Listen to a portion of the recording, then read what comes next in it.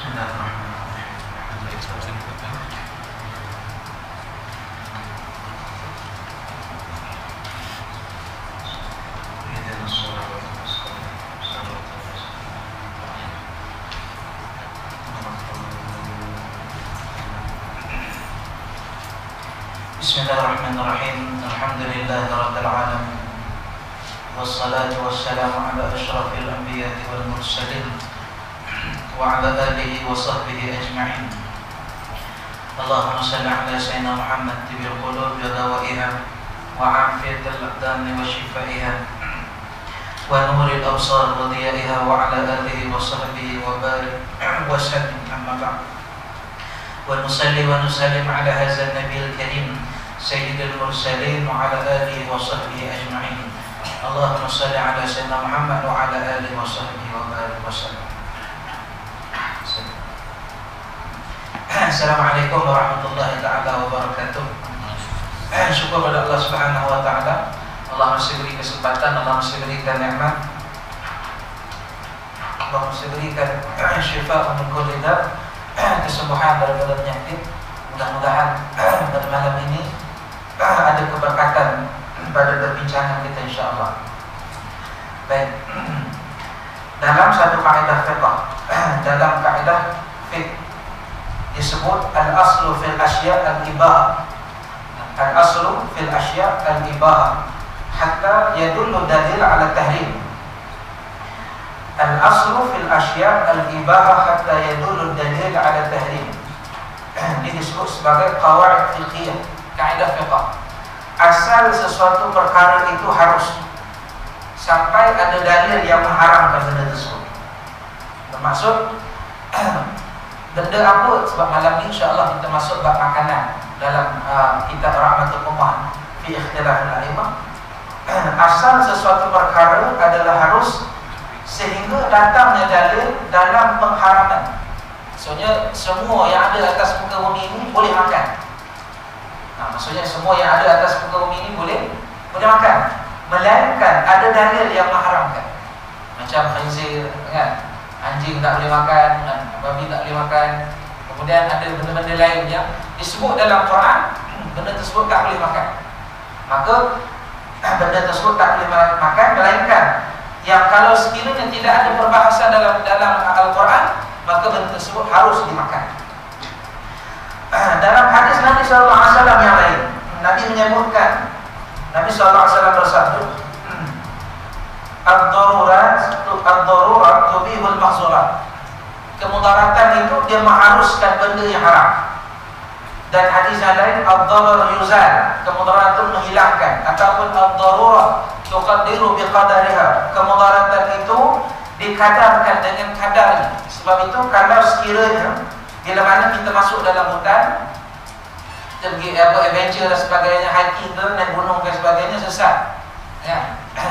Lost in farm, kan? Lost saja, farm tak ada. Lost saja, dia sesat dalam hutan. Maka bila mana dia sesat dalam hutan, makanan nak dimakan tak ada. Melainkan ada dekat, contoh dia masuk ke kawasan tersebut, adanya monyet contoh, kan? Monyet ataupun adanya chimpanzee. Chimpanzee apa? Chimpanzee. Ya, adanya ataupun tapir ke, kan? Ataupun ada di situ yang disebut dalam Quran ada haram, itu babi, kan? Khinzir. Jadi kata ulama, bila mana dia masuk dalam satu hutan ataupun satu tempat yang mana tidak ada makanan bagi dia, tak boleh makan. Maksud tak ada benda yang halal boleh makan. Maksud tidak ada kancil, tak ada rusa, tak ada, kan, arnab ke, tak ada. Dia cari dah, kan. Dalam kawasan tersebut tak ada makanan. Maka yang ada khinzir saja kawasan tersebut, kan. The land of pig contoh, kan. Ataupun kawasan khinzir. Nah, contoh dia naik kapal, tiba-tiba dia jatuh dalam pulau khinzir. Kan. Khinzir ada semua atas pulau. Jadi macam mana nak buat? Binatang-binatang lain tak ada. Jadi kalau sekiranya dalam keadaan dia darurat dah tu, kan, nak makan pun tak ada. Sebab dalam keadaan kalau dia nak pergi menangkap ikan pun kudrat tak ada. Kan, nak pergi tangkap ikan macam mana, tenaga tak ada. Jadi dia kata dalam hadis sebut ad-darurat tubihul mahzurat. Kemudaratan itu mengharuskan benda yang haram. Jadi dia nampak babi pun tengok dia macam tak salah aja, maka dia pun tangkap babi tersebut. Maka dia pun sembelih dan dia buat BBQ ke apa kan, babi tu kan. Cuma dalam keadaan tuqaddir, maka datang hadis yang lain. Hadis lain ini datang menyokong hadis yang tadi, darurat tubihul mahzurat ini, dalam keadaan tuqaddiru biqadariha, dikadarkan dalam kadarnya sahaja. Sebab itu bila mana makan tak boleh kita ambil khizir tersebut kesemuanya. Ambil babi itu dipanggang semua. Wish, sedapnya kita buat barbecue. Dipanggang kesemua babi tersebut, tak boleh. Maka ambil sekadar mana yang boleh, kalau sekiranya dia makan, dia akan selamat ataupun hidup dia. Contoh dia ambil peha dia, ataupun sepeha kita panggil. Ambil sepeha dia, panggang, maka makan. Maka ada kekuatan yang boleh dia hidup. Maka diikut pada kadar. Jadi makan babi dalam hutan tersebut dalam keadaan darurat, dibenarkan dalam syarak. Baik. Kalau sekiranya dia duduk dalam satu taman, duduk dalam satu taman ataupun satu kawasan, maka benda tersebut tidak dikira darurat selagi mana ada masyarakat yang boleh menolak kemudaratannya. Contoh dia ada duduk satu kampung, kemudian binatang yang halal ni semua tak ada. Contoh, binatang yang halal tak ada, melainkan ada beberapa saja binatang-binatang lain yang dimakan oleh orang kafir, non-muslim makan. Jadi selagi mana non-muslim tersebut masuk, maka dia boleh makan, mengelakkan dia daripada makan babi tadi. Seboleh-bolehnya dielakkan makan benda haram tersebut. Makan walaupun benda tersebut orang kafir masak, tapi kena cek juga walaupun orang kafir tu masak, sama ada dia guna wine ke, kan? Ataupun dia masak dalam keadaan kuali yang sebelum ni dia pernah masak babi ke, kena tengok. Jadi kalau sekiranya ada masyarakat yang boleh menolong dia, maka kemudaratan tersebut tidak dikira mudarat lagi. Belum kira boleh makan babi pula. Ditolak. Baik. Kemudian setelah itu bila mana kita sembelih kan, kita buat korban, ada perbezaan antara sembelihan non muslim, orang bukan Islam dengan orang Islam. Sebab bila mana kita sembelih orang Islam ni, kita cari dia punya urat apa? Narik, ataupun urat halqum dia. Urat halqum ataupun narik, ataupun wadajan urat makanan dia. Kita sembelih dia. Sebab kalau dia buat macam komersial, dia ikut kilang dan sebagainya, maka dia akan guna kalau orang Islam dia guna EEG. Dalam istilah EEG itu saya tak dalam sebut dah panjang tadi punya ni. Tapi kalau orang putih, orang barat, dia guna CBP. CBP, Captain Bolt Pistol. Maksudnya bila mana dia sembelih tersebut, dia terus tembak binatang sembelihan tersebut. Jadi ini berbeza. Kalau sembelihan orang Islam, binatang tersebut dia cepat mati. Namun walaupun dia cepat mati, jantung dia masih lagi berdebu. Jadi bila jantung dia berdebu, daging dia tak kerat. Sebab tu bila kita buat sembelihan, korban dan sebagainya, kita sembelih, kita biar darah tu mancung-mancung dulu, keluarkan dulu darah. Tapi kalau orang barat ni dia masak ataupun disembelih, bila mana guna kaedah dia, walaupun binatang tersebut jantung dia cepat berhenti, daging dia kerat. Daging dia akan jadi kerat. Dan binatang tersebut kadang bila mana dia sembelih, dia masih hidup lagi. Dia punya hayat, kita panggil kehidupan dia tu pun masih lagi hidup. Dia tak lepas lagi. Jadi kena bagi lepas dia punya biar kita sembelih sesuatu binatang tersebut. Baik. Maka ada persoalan di sini. Dia kata, apa hukumnya kita makan sembelihan ahli kitab? Orang Yahudi ataupun orang Nasrani, Kristian yang mana ahli kitab. Ada lagi tak ahli kitab sama kita? Ahli kitab ni orang yang dulu berpegang dengan kitab Taurat, kitab Injil, bukannya dalam Quran sekarang ni Bible lah the New and Old Testament Bible kan. Tapi yang walaupun dia tu the New and Old Testament, dia tidak berpegang dengan Bible yang asal. Bible yang asal asal tu kita Taurat ni asal tu, kita Taurat kan, ke Injil. Injil, kita Injil ni asal. Yang Bible ni asal. Jadi kata ulama, sembelihan ahli kitab itu boleh dimakan sebab ada dalam surah Al-Maidah kan. Jadi kalau sekiranya orang yang ahli kitab dia sembelih, maka kita boleh makan sembelihan dia. Maka kita boleh makan melainkan dengan syarat orang tersebut sembelih walaupun dia tak sebut nama Allah kan, tapi dia memuji ataupun dia sebut nama dalam kitab-kitab dia. Kalau sekiranya dia sebut selain daripada nama Allah, maka benda tersebut tak boleh makan. Contoh macam dia sembelih tu dia sebut nama Mary ke, ataupun dia sebut my English kan, ataupun disebut selain daripada nabi-nabi kan, ataupun selain daripada nama Allah, maka benda tersebut tidak boleh dimakan. Hukum asal boleh makan sembelihan ahli kitab. Cuma kita nak cari ahli kitab sekarang susah kan. Ahli kitab yang duduk kat gereja tu pun belum tentu dia tu berpegang teguh dengan kitab ni kan, belum tentu. Jadi susah kita nak makan. Sebab bila mana jadi macam ni, jadi bila mana orang-orang dalam keadaan duduk di negara-negara barat, duduk di Australia kan, duduk di US kan, yang mana mereka ini tidak ada satu sistem sembelihan orang Islam kan. Jadi nak tak nak kena cari ataupun tempat-tempat yang di-provided orang Islam punya sembelihan ataupun ahli kitab punya sembelihan. Baik. Okey. Satu pendapat daripada Imam Malik. Imam Malik rahimahullah, dia kata bahawasanya aku benci untuk makan dia, tapi aku tidak mengharamkan. Maksudnya Imam Malik membolehkan benda tersebut dan tidak mengharamkan sembelihan ahli kitab. Okey. Baik.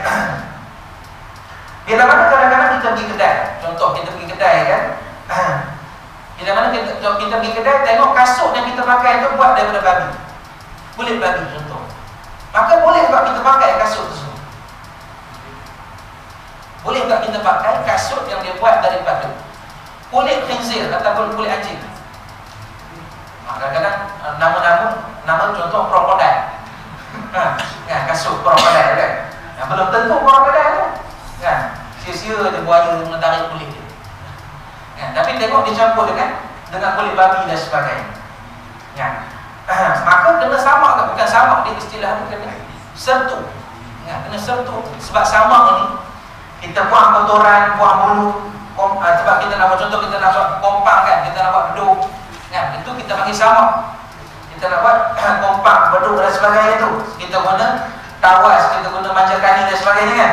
Jadi kalau sertu, kalau sekiranya benda kering sama kering dengan kering, maka benda tersebut tak ada masalah kan. Kalau sekiranya bulu anjing ataupun bulu khinzir yang kering jatuh kat kita, maka benda tersebut tidak dikira haram kan, boleh kita teruskan, tak ada masalah sebab kering dengan kering. Melainkan kalau bulu anjing tersebut basah kena kat kita, maka kita kena sertu dia kan, ataupun sama. Jadi nak guna sama macam contoh Nabi sebut dalam hadis iza walal al-kilab fi inna ahadukum falyaghsil, kalau segala seekor anjing datang tengoklah mangkuk kamu dijilat kan, fi inna ahadukum falyaghsilhu sab'an, Nabi kata basuh dengan 7 kali kan, ihdahun nabi turab, salah satu air tersebut dengan air tanah kan. Bukannya dia punya konsep dia 6 air mutlak, 1 air tanah. Bukannya 6 air tanah, 1 air mutlak kan, dia kumpul sampai 6 bagi air tanah tersebut kan, air mutlak 1 bali je kan, habis berlemut, tak berlemut, habis dalam kotor dia punya badan-badan ni. Jadi istilah dia 6 air mutlak, 1 air tanah sahaja. Baik. Itu konsep dia. Baik. Dalam kitab ini disebut bila mana kita nak makan sesuatu benda, semua haiwan ternak adalah halal menurut Imam Mazhab, tak ada masalah. Dan haiwan ternakan adalah halal menurut kesemua Imam Mazhab.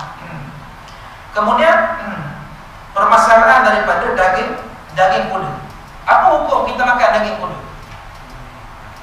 Nah, dalam Datuk Sungai Kamu sebut dalam apa? Kalau kita baca kitab-kitab lama, orang yang tak pandai baca ni, diharamkan makan keladi. Haram makan keladi. Ya, diharamkan makan keladi bersama anak-anaknya, kan? Macam mana pula haram? Rupanya diharamkan makan keladi, kan? Kaf, lam dan ya. Kalau kita tak lama kan, dan kita baca keladi, ya, setahun tak makan keladi. Payahlah. Nah, baca kita tak lama. Ulama-ulama itu panjang zakarnya, panjang zakar. Rupanya panjang zikir. Kan? Zakar.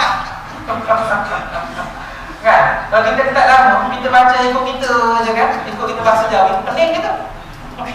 Kan? Jadi kita nak baca. Sebab itu kata ulama, tidak boleh baca kitab melainkan orang alim.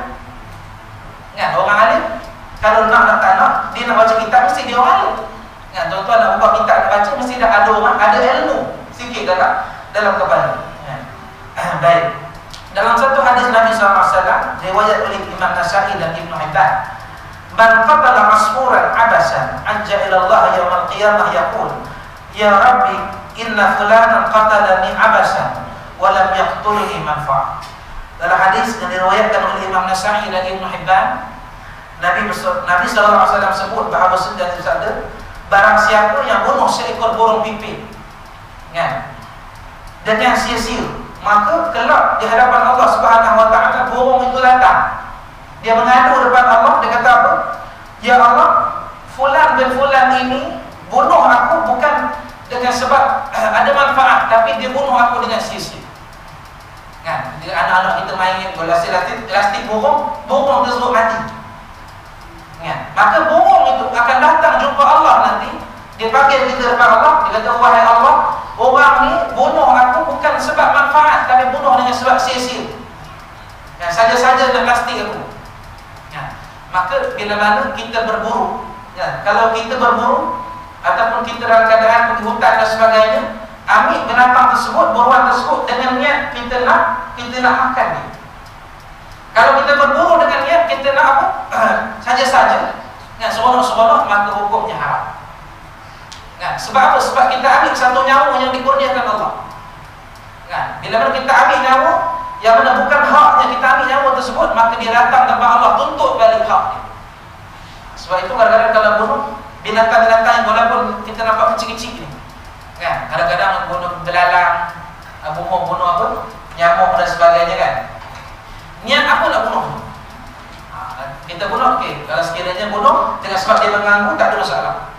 Kan? Kena betul ke niat? Ya, kalau nampak kucing itu, dia main kucing itu, siapok dia. Kan? Nanti dia tuntut depan Allah tu. Kan? Wahai Allah ya Tuhanku, aku ni, kan, datang seorang manusia, dia sepok aku ni. Dengan sebab apa? Bergaduh dengan bini. Kan? Kalau orang bergaduh dengan bini, maka dia geram, dia nampak kucing itu, tengok merah-merah, bising lagu dia, sepok dia. Kan? Jadi dengan sebab sepakan terhadap binatang tersebut, dia datang depan Allah, dia tuntut. Dengan buat kami? Kan? Jadi kalau kita nak bunuh seekor binatang, bunuh dengan bersebab. Kan?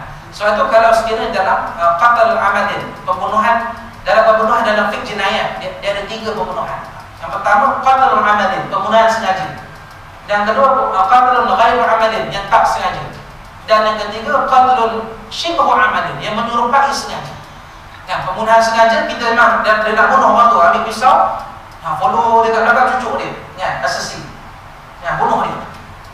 Yang tak sengaja, tiba-tiba kita dah keluar kita punya tongkat, kan, tiba-tiba dia datang depan kita katuk kepala dia, kita tengok dia mati. Kan? Maka itu tak sengaja. Kalau menyerupai sengaja, kita memang dah ada niat nak bunuh dia. Contoh kita ambil batu, kan, kita letak daripada tempat atas, maka batu tersebut jatuh, kena pada kepala dia, maka dia mati. Menyerupai sengaja, maksudnya dia memang ada niat nak bunuh. Maka sebagaimana disebut, kalau kita bunuh seorang manusia, diatnya adalah seekor, adalah berapa unta kena bayar? 100 ekor 100 ekor unta. Kalau kita evaluate unta tu sekarang berapa ribu? Seekor unta harga dia contoh dalam 7,000. 100 ekor unta 700,000. 700,000. Ya, kalau kita bunuh seorang manusia. yang menyerupai sengaja ataupun yang dalam keadaan dia tak sengaja. Kalau sekiranya sengaja, maka ada hukum qisas. Kan? Dalam hukum bunuh balas bunuh. Kalau maksudnya bila mana dia bunuh seseorang, kan? Maka datang bila mana hakim dah kata wahai fulan bin fulan, maka dia kata boleh tak kalau sekiranya kamu nak maafkan dia ataupun kamu nak qisas dia, nak balas balik. Contoh dia katuk kepada orang tu dengan botol, maka kena kat mata dia buta sebelah. Ya. Maka bila mana mata dia buta sebelah, hukum ada qisas, boleh kita balas balik. Ya. Tapi kita balas balik mesti sama benda apa yang kena pada dia. Kalau mata dia buta sebelah, jangan kita katuk mata dia buta dua belah. Ya, payah. Jadi kalau kita balas balik, ya, kalau nak ikut dalam, kalau sekarang ni kita boleh guna dalam perubatan. Ya. Maksudnya, okey, doktor akan buat mata dia ni buta sebelah sahaja berdasarkan apa yang dibuat kepada orang tersebut. Ya. Sebab tu bila mana dalam hukum qisas, dalam hukum fiqh jenayah, orang yang dah potong tangan, ya, kan bukannya potong tangan ni semua dah kena potong, tak? Dia potong sikit dulu, kan? Dia potong tangan kiri dulu, kemudian dia potong pula baru potong tangan kanan, baru pula potong dia punya lengan dia, ya, naik ke bahu belah kiri pula, ya, baru potong kaki. Ya, bukannya potong semua, tak. Ya, dan bila mana kita potong, saya pernah tengok apa bila mana saya di Saudi hari itu, saya tengok hukum qisas yang dilakukan. Dia potong tangan. Bila mana dipotong tersebut, pisau tu macam pisau dalam cerita apa Aladdin tu, pisau-pisau tu. Ya, bila mana dia potong tangan tersebut, dia cepat-cepat masuk dalam air panas. Ya, dia dah sedia satu air panas yang menggelegak kat situ. Ya, jadi bila mana dia potong, maka tangan yang ada tu keluar darah, ya, dia akan rasa sakit, kan, dia menjerit dan sebagainya, maka dia akan terus masuk dalam air panas. Selama dia masuk dalam air panas, sebab dia nak elakkan semua kuman-kuman. Ya, jadi orang tersebut dia pun akan pengsan dan sebagainya, tapi tak ada masalah. Dia celup keluar air panas. Celup, maka kuman tersebut akan elak daripada merepot, maka barulah dia balut. Itu hukum potong tangan dalam qisas. Jadi kalau sekiranya dalam bab binatang dia nak balas qisas macam mana? Kan kita bunuh dia saja.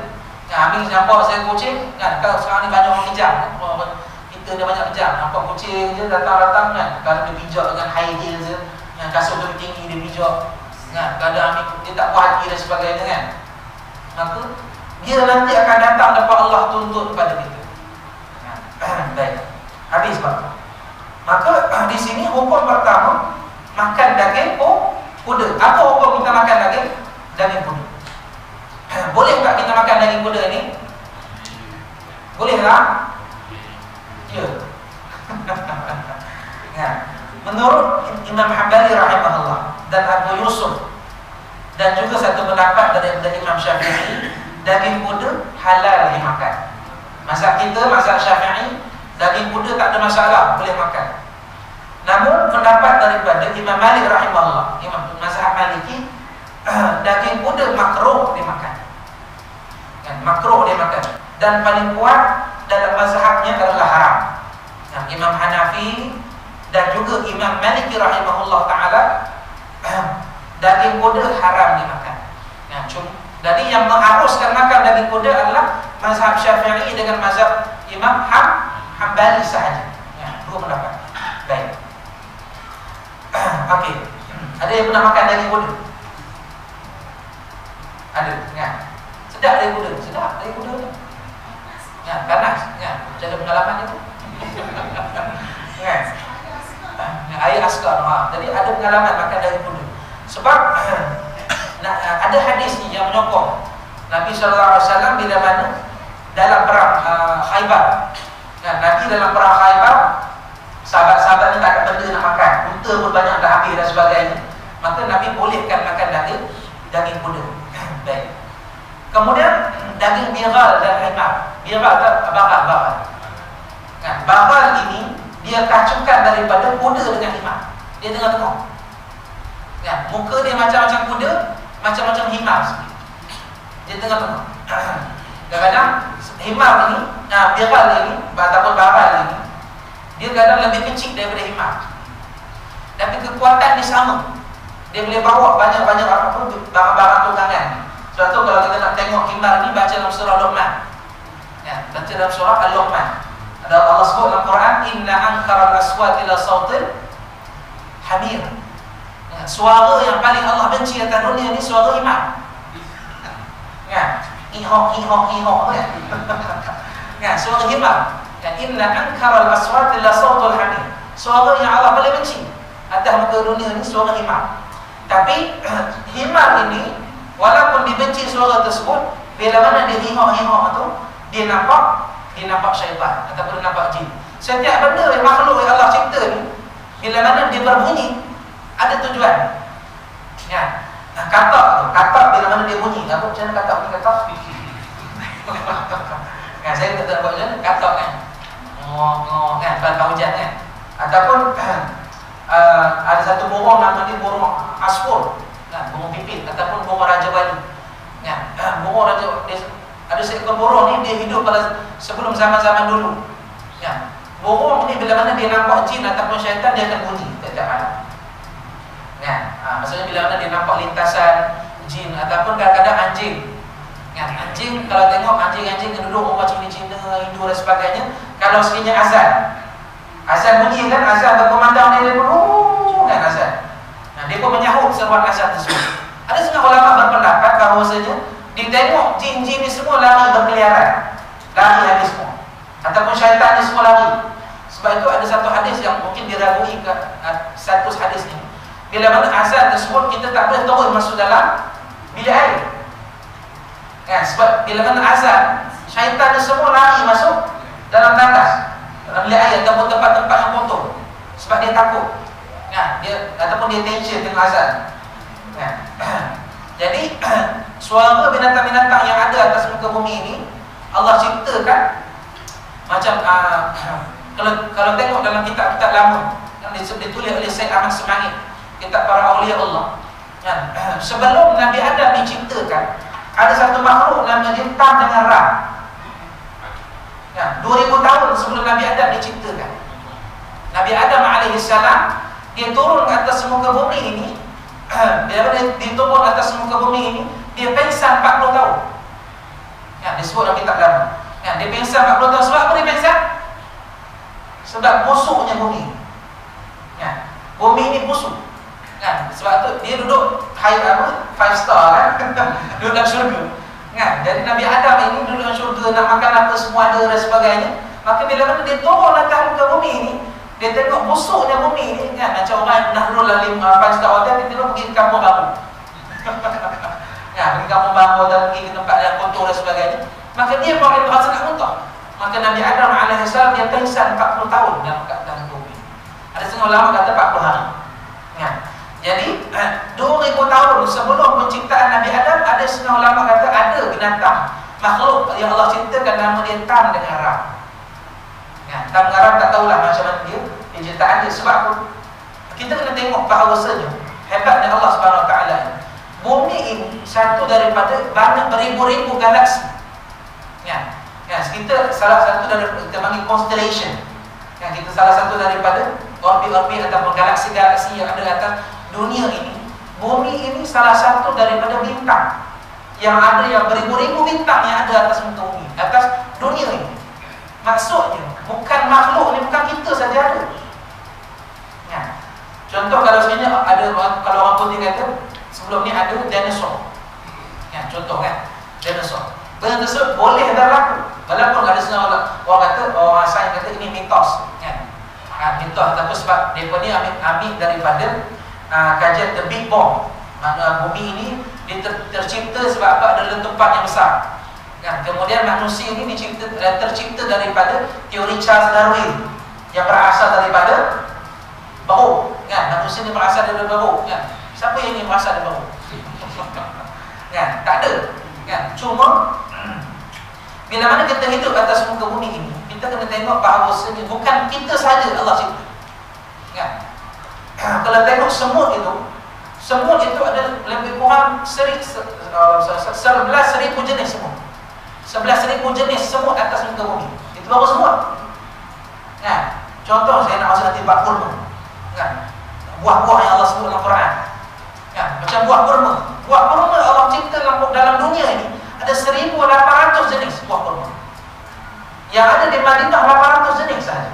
Di Madinah, kita pergi Mekah, kita pergi Madinah kan, kita pergi beli kurma dan sebagainya kan, ada 800 jenis di Madinah. Tapi dekat satu dunia ada 1.800. Itu baru kurma. Kan? Kalau tengok manusia ni Allah cipta macam-macam buah ada. Kan? Ada yang orang Jawa, ada orang Gajah, kan? Orang Arab, ada orang Arab pelik sikit, ada macam-macam ada. Kan? Itu baru manusia. Binatang-binatang pun sama. Burung tu kalau tengok berapa ribu jenis spesies burung. Kan? Lebih hijrah dan sebagainya kan. Ada burung, ada penguin dan sebagainya. Kan? Sebab itu kalau kita tengok, kita kaji bahasa dia. Sebab tu kalau tengok seronok kita kaji apa, sebab tu Allah sebut, Nabi sebut hadirin tafakkaru fi khalqillah. Kamu fikir ciptaan Allah. Ciptaan Allah ni bila mana kamu fikir, kamu akan mengakui bahawasanya Allah istiqlal. Allah tu Maha Besar. Allahu Akbar. Nah, kita akan akui benda tersebut. Sebab tidak ada Tuhan yang boleh cipta benda tu. Tak ada. Tidak. Contoh Allah sebut dalam Quran, kalau sekiranya Tuhan itu ada 2, 3, la fasadat, maka habis akan rosak binasa. Nah, contoh kita ada Tuhan air, ada Tuhan awan. Ya. Kalau Tuhan awan tak nak turun ke hujan macam mana? Ya. Tuhan awan tak nak turun ke hujan. Payah itu. Sebab tu Allah itu Maha Besar, Allah itu satu saja. Ya. Dan Allah ciptakan banyak benda di antara atas muka bumi ini. Baik. Okey. Jadi kita nak tengok dalam penciptaan, dalam hukum, dalam kita makan daging kuda tadi, Imam Syafi'i rahimahullah, Imam Hanbali rahimahullah kata hukumnya adalah boleh makan, harus kita makan, halal. Namun Imam Hanbali, Imam Hanafi dan juga Imam Maliki hukumnya haram. Daging biral dan hukum himar dan juga biral ini haram dimakan. Tak boleh kita makan. Ya, sebab apa? Baik. Sebab menurut 3 imam mazhab, daging biral dan juga himar ini adalah haram dimakan. Daripada Imam Malik rahimahullah, memakan daging binatang yang biral dan himar ini makruh yang amat berat. Maksudnya Imam Maliki pun tak benarkan, tak bersetuju kita makan daging himar. Sebab yang pertama, daging himar ini dia bawa benda-benda berat. Kan, dia bawa kadang-kadang dia salah satu binatang yang dia tak pernah komplain. Kan, jangan kita jadi himar. Kan, buah sendiri bagi kerja kat dia ni petatan, kan, banyak benda sebagainya, tapi dia sami'na wa ata'na. Dia ikut, dia bawa saja benda tersebut. Dia tak tahu apa yang dia bawa pun. Jangan jadi macam himar. Ya, jadi kata ulama, 3 pendapat ulama ni, biral dengan himar adalah haram dimakan. Baik. Satu pendapat daripada Imam Hasan al-Basri, dia menghalalkan daging biral. Yang Imam Hasan al-Basri daripada ulama tabi'in, yang ulama Imam Hasan al-Basri dia mengharuskan makan daging biral. Baik. Okey. Jadi selepas saya nak masuk bab buah-buahan dalam Quran. Dalam Al-Quran Allah letakkan ataupun Allah sebut beberapa buah-buahan dalam Quran. Apa contohnya? Macam saya baca dalam surah surah Maghrib tadi, watin. Ya, watin wa zaitun, kan. Buah tin dan juga buah zaitun. Kenapa Allah sebut buah tin dalam Quran? Ya. Sebab bila mana kita kaji buah tin ini, dia baik untuk orang yang ada luka dan bisul. Ya, baik untuk orang yang ada luka dan bisul, baik untuk orang yang ada sembelit, orang yang batuk. Ya, orang yang batuk nak hilangkan kahak dia, makan buah tin. Ya, ataupun orang yang ada dipanggil premenstrual syndrome, kitaran haid dia tak dapat teratur, maka makan buah tin. Baik untuk kitaran haid dia. Kemudian buah zaitun. Kalau orang putih, dia banyak guna zaitun ini dalam masakan. Dia tak guna minyak sawit ni. Betul?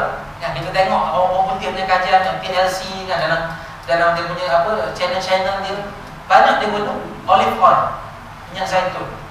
Jadi dia mengutamakan makanan sunnah lebih daripada orang Islam kan? Ya, dia ambil makanan buah zaitun ini ataupun dijadikan minyak.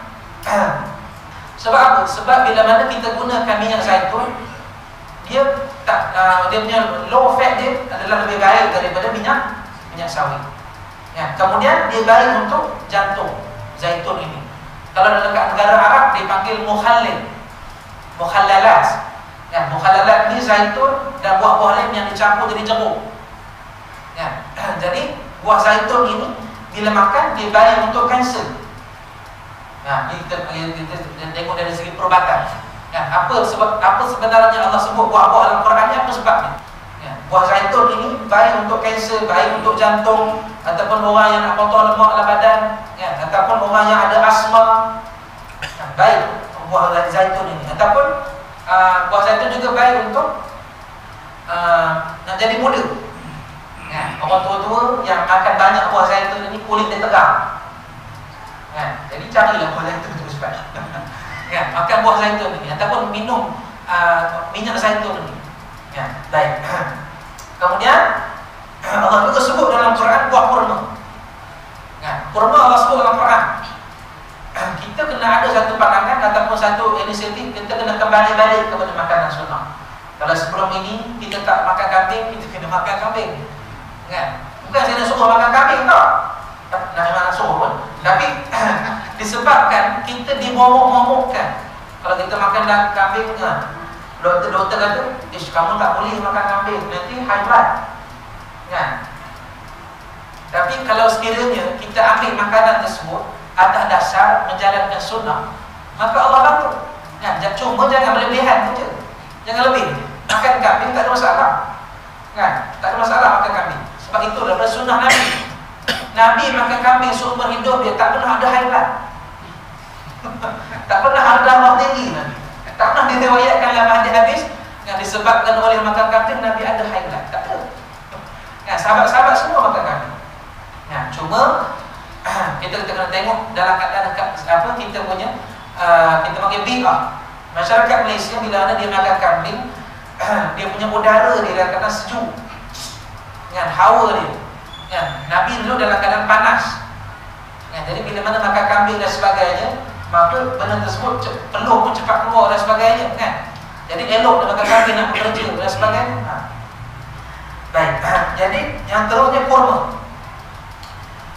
Kurma Nabi sebut dalam Syama'il Muhammadiyah. Ya, Nabi sebut bila mana Nabi SAW makan buah temikai. Nabi bila mana makan buah temikai, sebelum Nabi makan buah temikai, Nabi makan sebiji kurma. Ya, atau buah-buahan ini, ya, sebelum Nabi makan salah satu dari buah-buah, Nabi akan makan sebiji kurma. Sebab nak stabilize, nak selarikan, stabilkan balik peraturan dalam darah. Ya. Jadi kurma ini dia baik kalau sekiranya orang tersebut ada sembelih. Ya, orang tersebut dia susah nak buang air besar, kemudian orang tersebut ataupun bagi tenaga kepada orang lelaki, kemudian dia ingin baik juga untuk mengelakkan daripada sihir. Ya, Nabi sebut dalam hadis dia, man akala sab'a tamarat, ya, siapa-siapa yang makan kurma ajwah ini 7 biji pada waktu pagi, la baitaha asam, dia tidak akan disentuh oleh kemudaratan ataupun sihir pada hari tersebut. 7 biji kurma ajwah. Ya. Baik. Kemudian Allah juga sebut pisang. Pisang Allah sebut dalam Quran dalam ayat yang mana? Pisang Ustaz ada ke pisang dalam Quran? Ada. Ya, dalam surah Waqiah Allah sebut. Ya, dalam surah Waqiah ayat yang ke Allah sallallahu alaihi wasallam ayat 26, 29 kalau tak silap, 29. Wa talhin mandud. Ya, wa talhin mandud. Ya. Dan pisang-pisang yang tersusun rapi Allah sebut dalam Quran. Allah sebut juga pisang. Ya, kita tak pernah tahu dan tak pernah kaji, ya, jadi kita tak tahu. Ya, jadi Allah sebut juga pisang dalam Quran. Ya, pisang dalam makan, tuan-tuan macam pula, kan? Baik untuk jantung, baik untuk kulit, mata dan sebagainya, kan? Dan dalam Quran Allah juga sebut buah anggur. Ya, makan banyak buah anggur sebab buah anggur ni baik. Sebab buah anggur ini, kelebihan dari buah anggur ni, dia hidup daripada zaman Nabi Nuh alaihissalam. Buah anggur. Nah, buah anggur ni dia hidup daripada zaman Nabi Nuh alaihissalam. Jadi buah ini antara kelebihan buah anggur juga, dia disebut dalam Quran sebanyak 14 kali. Ya, Allah sebut dalam Quran buah anggur ni 14 kali dalam Quran. Jadi kalau sekiranya kita tak makan buah anggur, seumpama kita tak ambil benefit yang ada dalam Quran semua. Nah, ambil kelebihan, advantage yang ada dalam Quran. Sebab baik buah anggur ni, banyaklah kelebihan-kelebihan buah anggur ni. Jadi kalau kadang-kadang kita makan buah anggur ni, orang jadikan sebagai wine. Orang tapai dia dan sebagainya, maka jadikan dia sebagai wine ataupun arak. Kita makan air Ribena sudah, ataupun air anggur. Air anggur itu baik untuk kesihatan, baik. Kemudian yang lainnya, yang terakhir Allah sebut dalam Quran, madu. Madu ini, Allah sallallahu alaihi wasallam Muhammad. Kalau tengok madu dalam dunia ni banyak. Ada banyak madu dalam Quran dan atas dunia ni. Jadi madu ni ada madu lebah. Wa nunazzilu minal Qur'ani ma huwa shifaa wa rahmatun lil mu'minin. Allah turunkan daripada Quran itu syifa, kesembuhan daripada kepada orang beriman. Wa yashfi sudur qaumin mu'minin. Allah berikan kesembuhan kepada hati-hati orang yang beriman. Jadi madu ini ataupun madu lebah ini, kalau tengok dalam Malaysia ada tiga. Yang pertama madu lebah, kemudian madu hutan, kemudian madu kelulu. Kalau madu lebah ini lebih pada madu tualang. Madu tualang, orang sana madu lebah dan sebagainya. Kemudian kalau madu lebah hutan ini, manis dia, manis pahit. Rasa ni. Madu lebah hutan. Ataupun madu kelulu. Madu kelulu ini sekarang susah dijumpa. Kalau madu kelulu, Allah misalnya untuk kita tu, kan rumah-rumah mewah ada macam ada blok-blok yang kosong-kosong dekat dia buat rumah tapi dia letakkan macam dekat bata tersebut, dia akan kosong. Nanti lebah dia akan datang buat sarang dekat rumah dia, maka dia akan, itu dia sebut sebagai madu kelulu. Dia sebab dia buat sarang dekat kayu-kayu, dekat batu-batu dan sebagainya. Tapi sekarang susah nak dapat sikit lah yang madu kelulu ni. Dia baik juga untuk kesihatan. Baik. Jadi kalau orang saya belajar dengan Al-Fadilah Datin Syarifah Anisa Barakah, pengasas Nonorogai. Mak saya adalah penjual Nonorogai. Maka zaman saya kecil dulu saya belajar dengan Datin Anisa Barakah. Dan Datin Anisa Barakah sekarang ni duduk di dekat Damansara. Dia pengasas kepada Nonorogai. Maka dia kata orang perempuan ni ataupun dia akan kena endometris, kita panggil serumput bangkai, ataupun dalam dulu kita panggil darah bayam. Allah sila.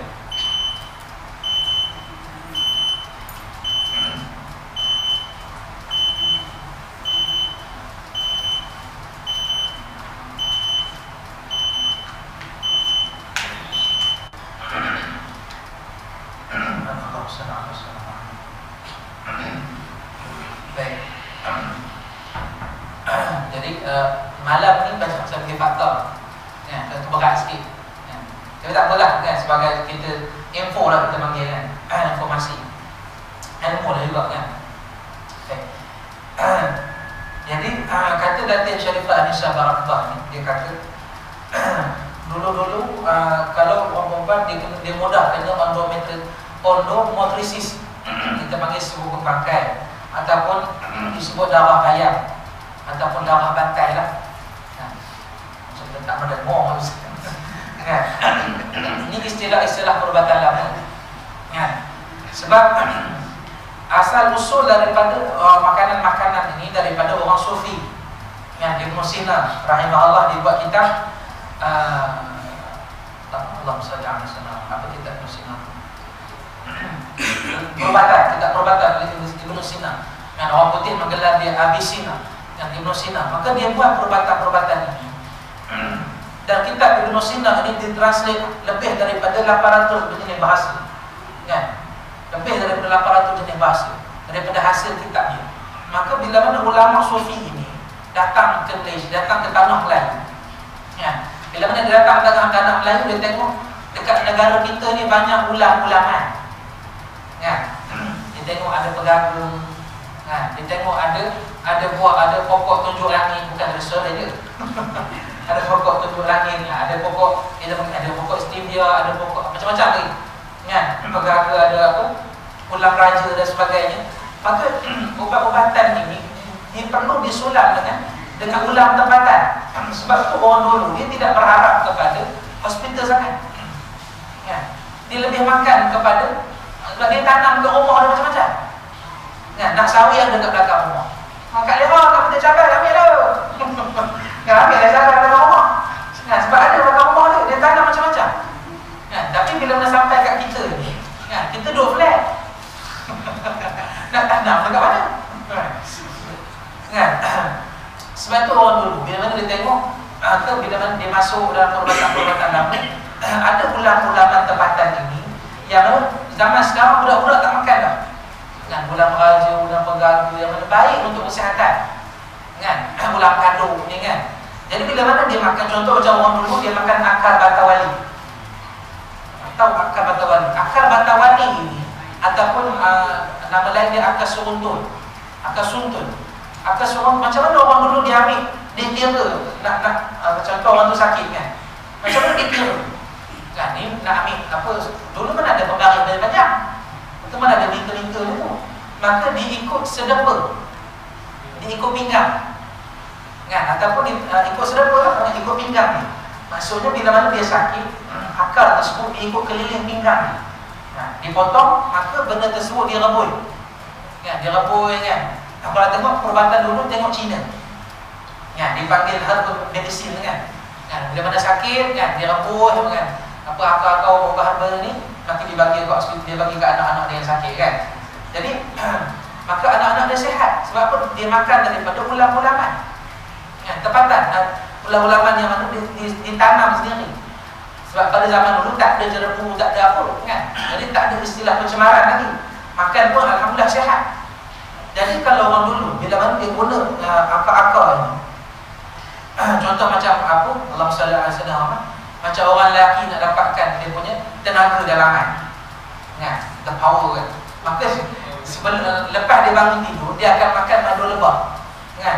Madu lebah dia letak dekat tangan dia. Kan? Madu lebah letak dekat tapak tangan dia, maka dijilat. Kan?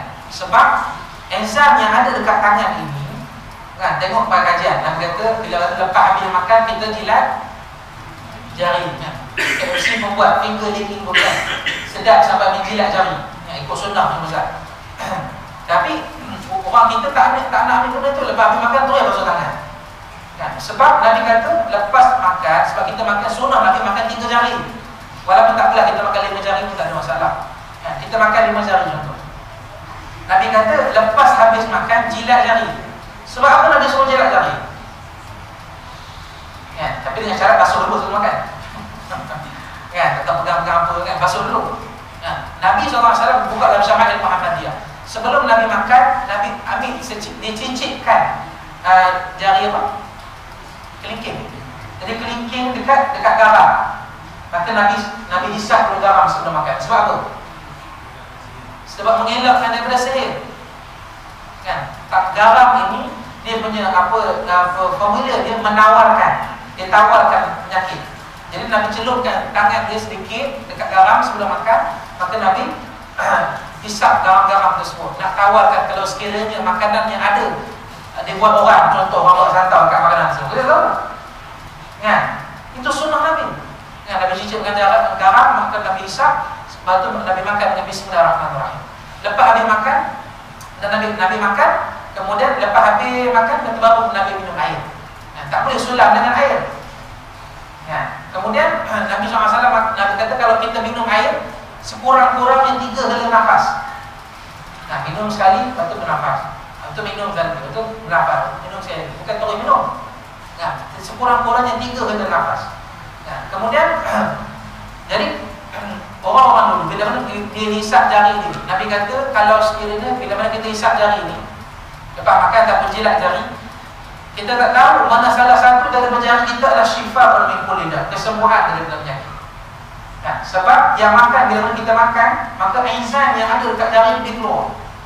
Nah, dirempeskan enzim, maka enzim inilah yang bagi kesembuhan daripada penyakit pada badan kita. Nah, semua yang Nabi buat ada hikmah. Nah, ada hikmah Nabi SAW bila mana dia buat sesuatu. Sebab itu kalau orang perempuan contoh, kalau tengok zaman dulu dia akan dia letak madu dekat tangan dia, kemudian madu lebah tersebut dia campur dengan cengkeh ataupun dicampur dengan herba, halwa kan, kemudian dia minum, ataupun dia jilat madu yang dekat tangan dia. Sebab apa dia jilat daripada tangan? Ini disebut dalam kitab dalam Ibnu Sina tu. Kenapa kita ambil sesuatu kita jilat daripada tangan dia? Sebab setiap yang ada pada tangan ini ada kelebihan dia. Allah ciptakan jari tak sama. Cuba kalau Allah ciptakan jari semua sama, jadi kita makan. Kau macam tu. Jadi Allah cipta jari tak sama. Sebab jadi benda ni dalam kita kena faham. Kita konsep kita buat kajian. Tengok apa yang ada dalam hadis Nabi, apa yang ada dalam Quran, kita combine balik kepada makanan sunnah. Nabi kata kalau sekiranya sebelum tidur kita makan, ataupun kadang kalau kita bangun daripada pagi makan madu. Kalau orang tu dia ada masalah perut tak lawa dan sebagainya, sebelum tidur makan cuka apple ataupun cuka kurma. Campur dengan madu sikit, campur dengan habatus sauda sikit, maka kacau-kacau minum. Maka esok dia punya bowel movement, dia punya buang air besar dia elok, insya-Allah. Maka itu adalah makanan-makanan sunnah. Jangan orang barat tiap-tiap hari buat benda. Tiap-tiap hari dia buat. Tapi kita pagi-pagi dah bertadawah roti jangan tu ni. Macam mana? Kan? Minum teh pula tu kan? Tak ada masalah. Tak ada masalah lah kan. Cuma pagi-pagi ambil sedikit kan. Beli Allah SWT. Kalau kita beli dekat Giant tu, madu tak ada mahal pun kan, RM30 kan, ada RM25-50 pun. Tapi cuma ambil dia punya kelebihan makanan sunnah. Satu buku yang baik sangat ditulis oleh Dr. Jill Degree, boleh cari kan. Satu dia tulis How Your Doctor Kills You, bagaimana doktor awak membunuh kamu. Ditulis oleh seorang doktor juga kan, How Your Doctor Kills You, macam mana doktor kamu ni membunuh kamu dengan perubatan. Satu buku yang ditulis oleh Jill Degree kan, How I Convert to Islam Through macam mana saya masuk Islam melalui makanan Nabi. Dia masuk Islam sebab dia tengok Nabi makan apa. Hebat. Siapa yang tahu apa favorite Nabi makan? Favorite makanan Nabi? Apa favorite makanan Nabi? Kalau kambing bahagian mana? Kalau kita tanya anak-anak kita tahu semua. Kalau tak tanya artis-artis semua tahu makanan favorite dia. Makanan favorite Nabi apa? Nabi SAW sebut oleh Sayyidina Aisyah dan Syama'il Muhammadiyah, Nabi suka makan kambing yang mana kambing tersebut bahagian zirah perut. Kalau diletakkan, maksudnya kalau sahabat bakar seekor kambing, sahabat mesti letak perut tersebut depan Nabi, dan Nabi makan tak pernah tak habis, mesti habis. Kita panggil zirah. Dan Nabi juga makan, suka makan, kita panggil sawak, bubur-bubur. Bubur yang bukan bubur kambing pula semestinya. Bubur kambing kan, bubur-bubur yang manis kan. Kemudian disebut dalam Syama'il Muhammadiyah juga, Nabi juga suka makan timun, macam timun Jepun. Kita panggil kisar. Dan Syama'il Muhammadiyah sebut kisar, timun Jepun. Dan Nabi SAW juga dia suka makan benda-benda yang sejuk. Waktu petang Nabi suka makan benda-benda sejuk. Contoh macam kalau sekiranya ada air yang sejuk dan sebagainya, maka sunnah juga kita makan, tak ada masalah. Sebab itu daripada sunnah-sunnah Nabi SAW. InsyaAllah nanti kita akan tengok macam mana antara makanan-makanan favourite Nabi SAW. Sebelum ni saya sebut Nabi suka makan seri, daging cincang, yang mana daging tersebut dia buat macam Allahumma salli ala sayyidina Muhammad. Daging cincang, apa daging cincang? Daging cincang tu dia masak dengan kuah. Masak dengan kuah sikit, kemudian Nabi cicah dengan roti. Itu favorite juga Nabi. Favorite Nabi SAW. Disebut dalam Syama'il Muhammadiyah. Jadi banyak benda dia tahu. Kita punya idola saja dia tahu apa favorite makan. Macam mana? Sebab Nabi SAW satu hari ada sahabat nama dia Ukashah. Ukashah bukan Ukashah Senros. Ukashah ini sahabat Nabi SAW yang banyak kisah yang disebut sebab dia nak kisah dengan Nabi kan. Tapi antara dia masyhur, dia satu hari Nabi berbekam. Yang berbekam, dan bila mana berbekam, darah tu dia keluarlah daripada badan Nabi SAW kan. Maka Nabi bagi, wahai Ukasyah, ini darah bekam aku ni, maka kau pergi buang, tolong buang. Maka Ukasyah ini kan, dengan sebab dia cintakan Nabi SAW, dia minum darah tersebut. Dia keluar rumah Nabi, kan, dia pergi ke tempat, dia minum darah Nabi. Jadi bila mana dia balik, Nabi tanya, wahai Ukasyah, dah buang darah tadi? Dia kata, dah. Kat mana kau buang? Dekat satu tempat yang orang lain takkan jumpa. Satu tempat yang mana orang lain takkan jumpa. Kat mana tu Nabi kata? Dalam perut aku ni. Maka Nabi kata, wahai Ukasyah, selagi mana kamu hidup, kamu tidak akan disentuh oleh penyakit. Maka selagi mana dia hidup, sepanjang hidup dia, Ukasyah tak pernah sakit. Sebab dia ambil daripada asal, daripada badan Nabi SAW. Macam juga sahabat Nabi. Sahabat Nabi, ada seorang sahabat datang, saya pernah ceritakan bahawasanya dia datang di dahaga. Dia masuk rumah Nabi SAW. Orang Arab dulu, bila mana dia nak buang air besar dan nak buang air kecil, dia akan keluar daripada tanah Arab, pergi ke bukit dan sebagainya. Maka dia buang air kecil, dia buang air besar. Nabi, kalau tak sempat, maka Nabi akan letak, Nabi akan kencing dan Nabi akan letak satu bekas di bawah katil dia. Maka satu sahabat tu masuk rumah Nabi, dia tengok dia dahaga sangat. Maka dia tengok ada bawah katil Nabi ada air, dia minum. Maka Rasulullah sebut, Rasulullah bila mana masuk rumah dia, wahai sahabat, kamu nampak ada bawah katil dia ada satu bekas. Maka dia pun takut dia. Nabi tanya kan. Maka dia kata, wahai Rasulullah, tadi aku dah minum air daripada bekas tersebut. Maka itulah air kencing aku, kata Nabi SAW. Dan Nabi juga mendoakan, disebabkan apa yang keluar daripada badan aku ada pada badan kamu, kamu tidak akan disentuh oleh penyakit. Macam juga Ummu Sulaim. Ummu Sulaim rahimahullah adalah bibik Nabi. Nabi ada bibik nama dia Ummu Sulaim yang jaga dia daripada kecil. Ummu Sulaim dia kerja dia apa? Bila mana Nabi SAW tidur, kan Nabi tidur rumah dia panas, maka akan keluar peluh. Kerja Ummu Sulaim ni, dia ambil peluh Nabi itu, dia buang satu botol. Dia buat minyak wangi ni.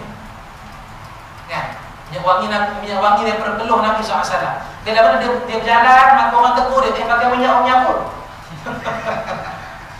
Maka dia segan nak beritahu, last dia beritahu juga, inilah peluh yang keluar daripada dahi Nabi SAW.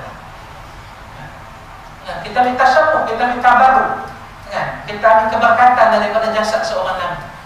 Anak-anak dulu bila mana zaman Rasulullah, bila mana Rasulullah ambil dia wuduk, dia orang tadah air wuduk Nabi SAW, minum. Bukan nak kata aku ustaz foto lah, bukan masalah foto. Masalahnya dia ini seorang Nabi dan kita nak syafaat dia. Orang dulu, orang Turki sekarang, dia dapat rambut Nabi kan, dia buat perayaan dapat rambut Nabi daripada Madinah.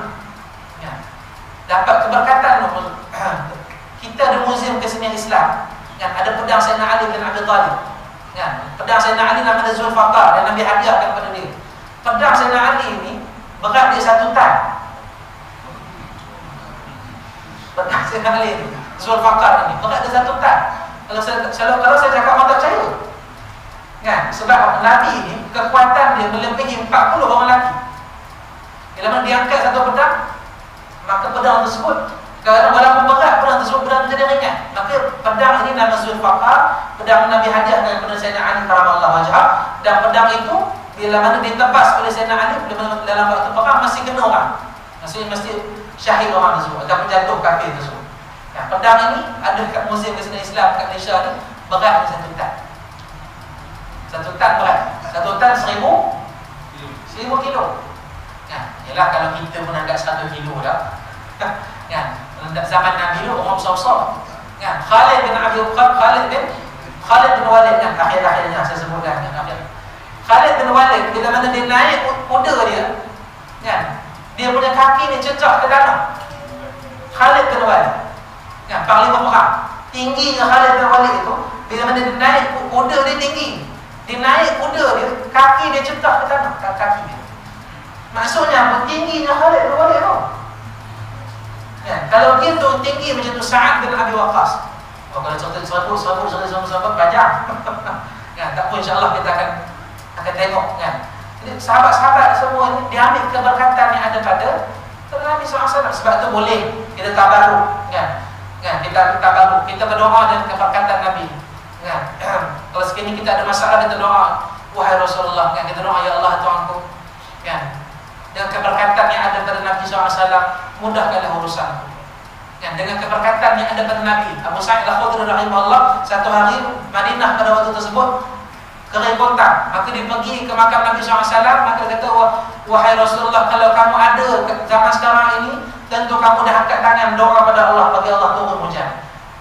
Kan? Dia mengadu kepada Nabi, dalam keadaan dia mengadu untuk awal dah main, dah turun hujan. Maksudnya boleh kita tabaruk, kita bertawassul dengan Nabi SAW. Ya allazina amanu ittaqullah wabtaghu ilaihi wasilah. Bertakwa pada Allah dan carilah wasilah. Kita doa, kita lepas mayang kita doa. Nabi sebut tidak mustajab satu doa melainkan disebut nama. Kan?